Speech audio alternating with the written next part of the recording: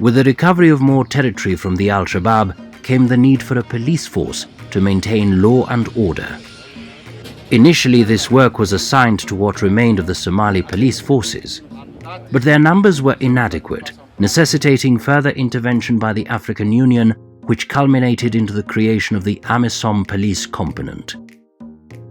This in itself ensured that we're able to deploy police officers there after these areas were recovered to establish rule of law and to ensure the protection and safety of the civilians in those areas. Consequently, a number of African countries, among them Uganda, Nigeria, Ghana, Sierra Leone, Kenya and Zambia, offered and sent in contingents of their police officers into Somalia. These contingents are made up of individual police officers, IPOs, and formed police units, FPUs. The first team of AMISOM police officers to be deployed in Somalia came from Uganda in 2010. The Federal Republic of Nigeria was the second African Union member state to contribute and deploy police units to Somalia. Like their Ugandan counterparts, the Nigerians were divided into formed police units and individual police officers.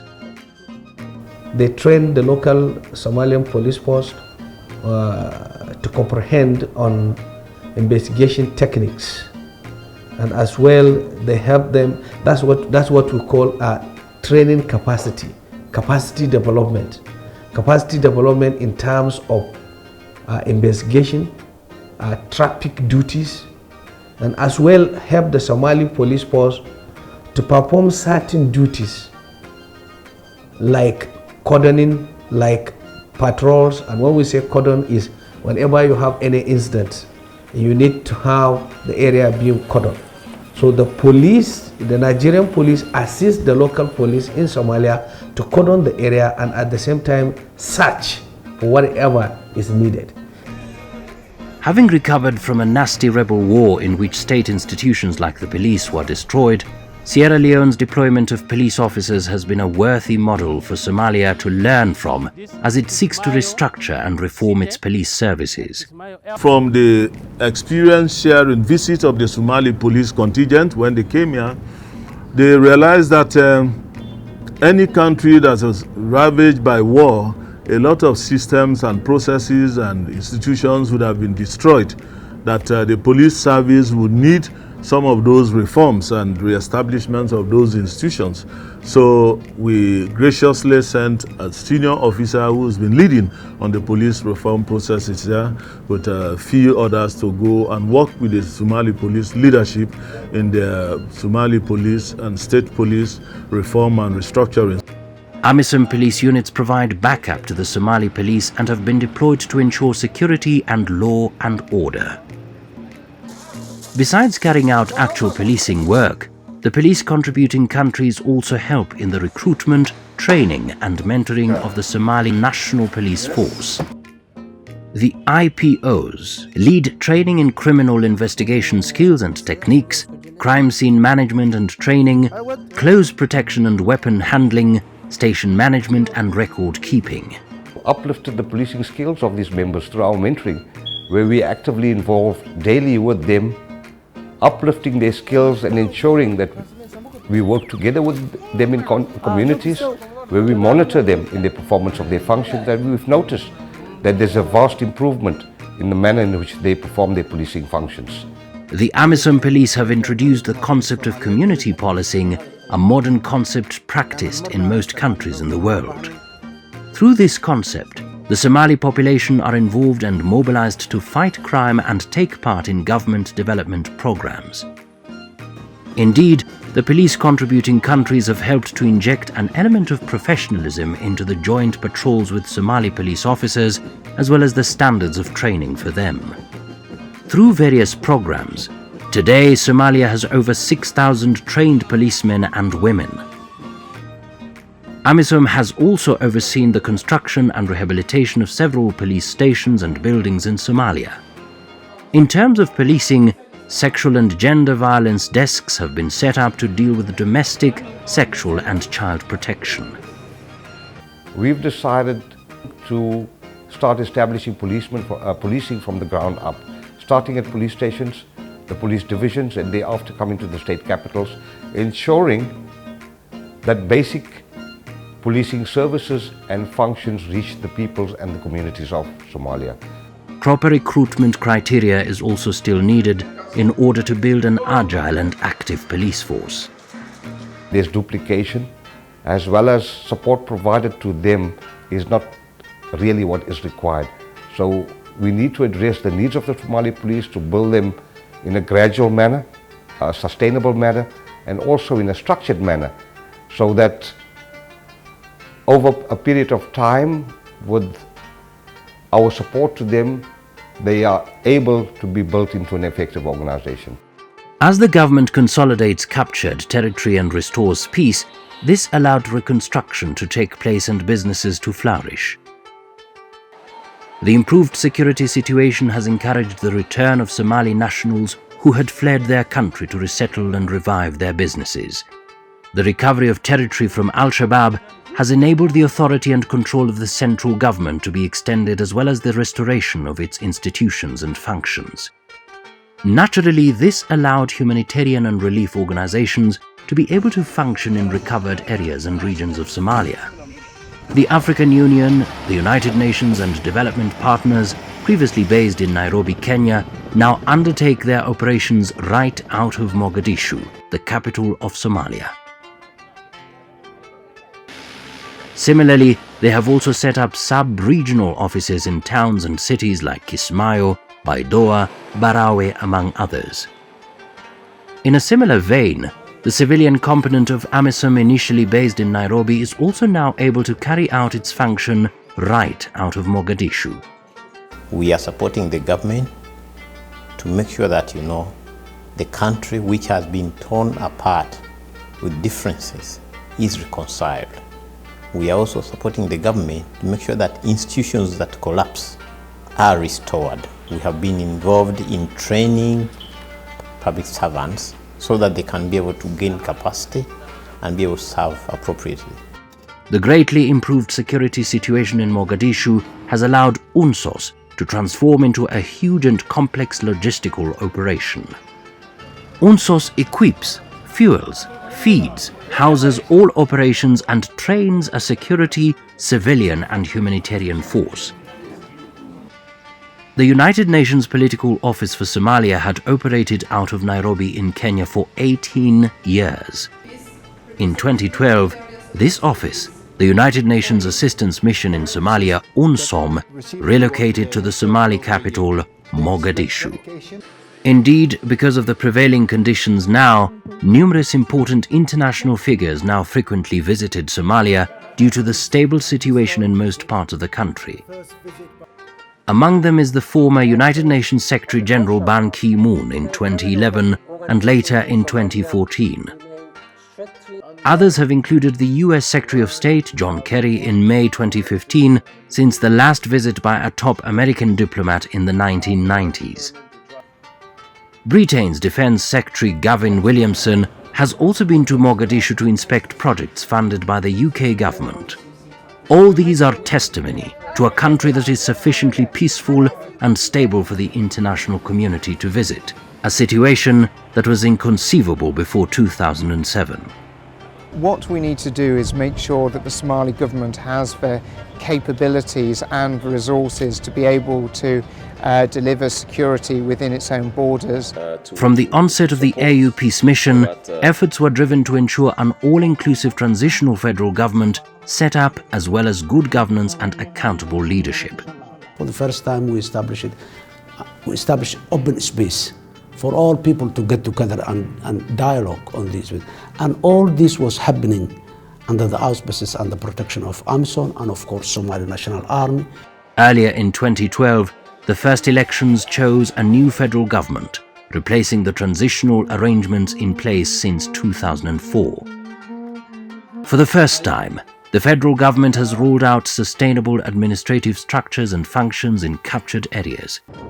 In the process, it has effectively established its presence in significant territory in Somalia. This federal government now in place has been the first broadly accepted government in Somalia agreed by national consensus in a long time. and which has stood the test of time through the peaceful transfer of power. Government has decided that the journey of state building that started in Djibouti and all the way to Mogadishu in 2012, now we decided to take this journey from Mogadishu to the regions again. Since now there are regions, there are administrations existing all over Somalia. So elections were taken to different regions in Somalia. Since the first federal elections, Somalia witnessed the second elections which took place in February 2017. It led to the election of His Excellency President Mohamed Abdullah Shermarke, who enjoys the broad consensus of the various clans in Somalia. Peaceful handover of power is a milestone and is a major step towards strengthening Somalia as a federal and inclusive state. Today, the country also has a young and dynamic parliament with more than half of the 275 members below the age of 50. Besides this, a substantial portion of the legislators, totaling to 63 members, are female parliamentarians.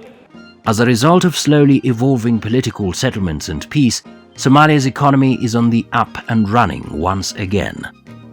A country which was once synonymous with starving populations has seen a recent significant revival of its agricultural sectors. The export trade is once again booming, particularly of meat products to the Gulf states and Middle East countries. La Somalie a les plus grandes réserves de caméléons au monde. Quand tu vois le mouton somalien, sont les plus prisés au niveau du pays du Golfe. Quand tu vois le charbon somalien, il est le plus prisé au niveau des Émirats, au niveau de l'Arabie Saoudite, au niveau de Oman. Quand tu vois les bananes somaliennes. Schools that had been closed due to ideological conflicts and fighting have mostly been revived and restored to allow the country's young population to learn and study.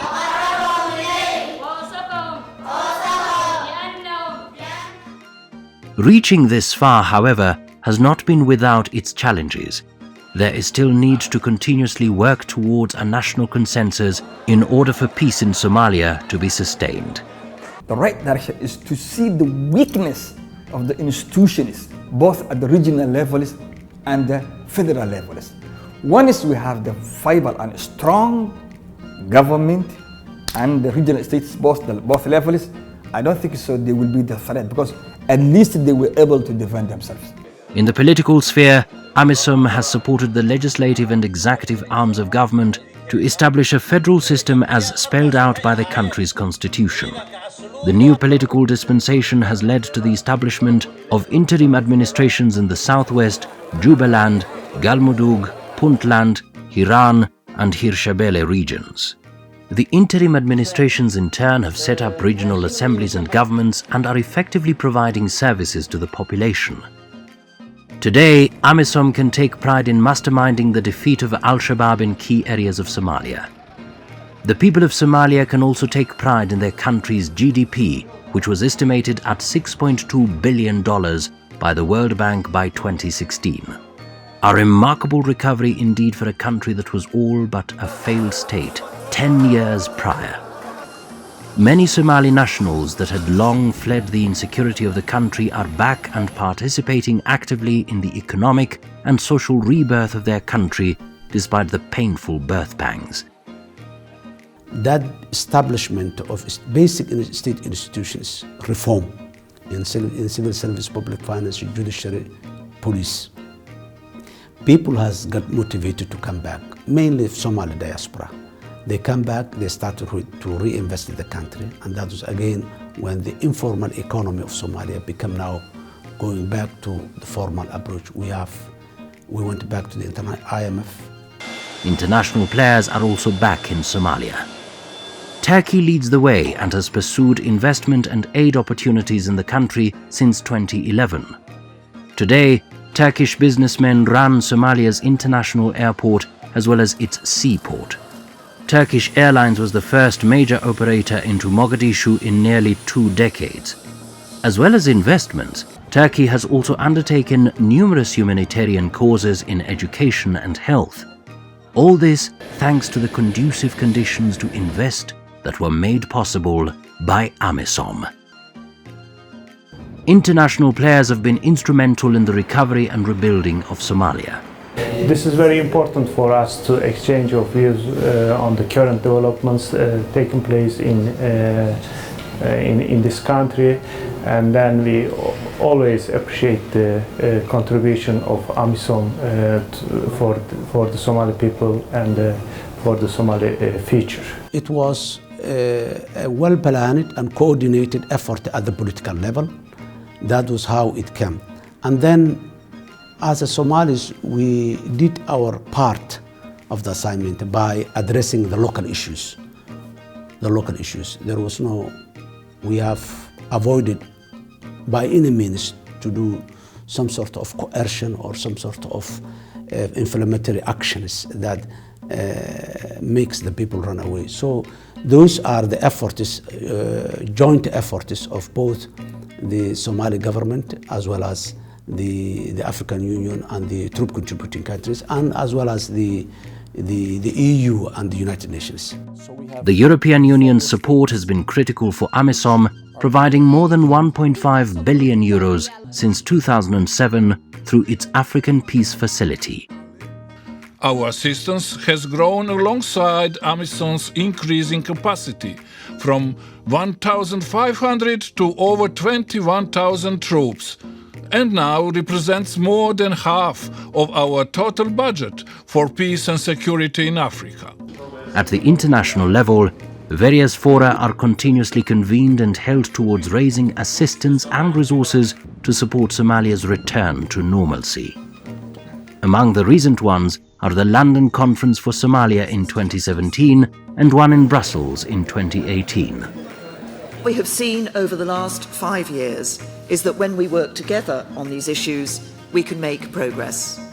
That progress has required exceptionally hard work and great sacrifice, not least from the troop contributing countries to the AMISOM mission, from Kenya, Uganda, Ethiopia, Burundi and Djibouti, from Somalia themselves, and from a broad coalition of other partners, including Turkey, the United Arab Emirates, the EU, America and the United Nations.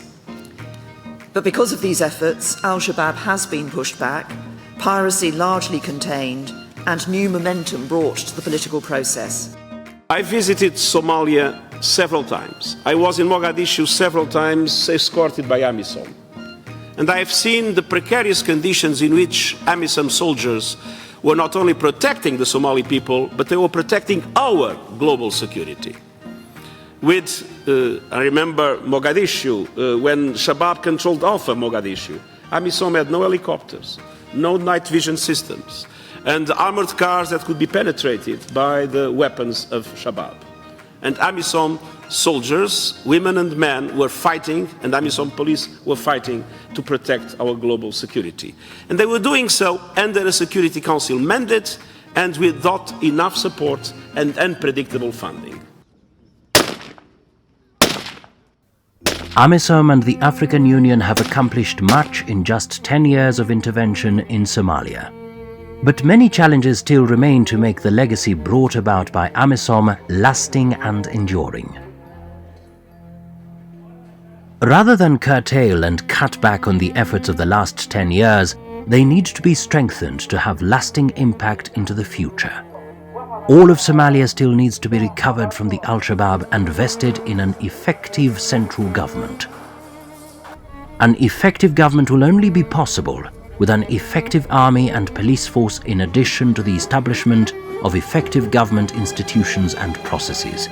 And this will only be possible if the international community supporting Somalia's still nascent institutions continue to do so until the country can stand on its own.